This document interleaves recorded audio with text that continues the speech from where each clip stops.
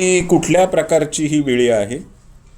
ही एक खूप कलात्मकरित्या बनवलेली अखंड लाकडातली विळी आहे की ज्याला ताटही समोर कोरलेलं आहे. एकाच लाकडात ही विळी, हे ताट कोरून झालंय की जेणेकरून तुम्हाला दुसरं काही त्याच्या खाली घ्यावं लागत नाही कातताना किंवा चिरताना. ते याच्यामध्ये गोळा होतं.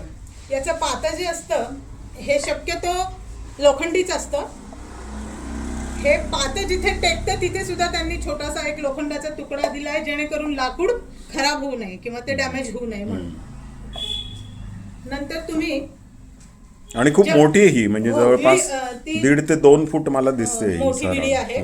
भरपूर आपण असं म्हणतो जे मोठी कुटुंब, एकत्र कुटुंबामध्ये भरपूर भाज्या चिराव्या लागतात, भरपूर नारळ कातावे लागतात, त्या ठिकाणी ही उपयोग येते.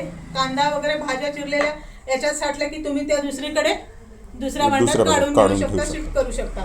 नारळ कातलेलं व्यवस्थित इथे पडतं, पण खाली जर तुम्ही मोठं ताट किंवा कुठलाही कपडा अंथरला तर मग ते अजिबातच काही वाया जात नाही.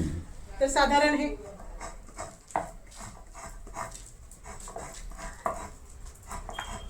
असं यात खाली जर अजून एखादं ताट किंवा भरपूर जागा आहे, ताट स्टीलचं व्यवस्थित मावतं, बसू शकतं. हो, त्यामुळे ते. आणि ही जी कातणी आहे ही स्टीलची नाही आहे, या जी लोखंड आहे त्याच्या ज्या कात्र्या आहेत त्या अतिशय शार्प आहेत. त्या बहुतेक बोथट होत नाहीत स्टील सारख्या लवकर. बरोबर. त्याला फारशी करायला लागत. भरपूर स्पीडने काम करतायत. आणि कधी घेतलेलं आहे? किती जुनं आहे हे? 25 वर्ष जुनं आहे. करून बनवून घेतलंय? हो, बनवून घेतलंय. या बनल्या जातात आदिवासी, म्हणजे ठाणे जिल्ह्यातला तो आदिवासी भाग आहे, गणेशपुरी, वज्रेश्वरी वगैरे, त्या भागात ह्या बनतात. आता नेमकं हे कुठल्या लाकडापासून बनवलं हे मला सांगता येणार नाही, पण हे अखंड आहे आणि हे आता खूपच वैशिष्ट्यपूर्ण विळी आहे ही. आणि महाकाय विळी आहे आणि तेवढीच कलात्मक पण आहे, म्हणजे नुसतीच मोठी नाही आहे.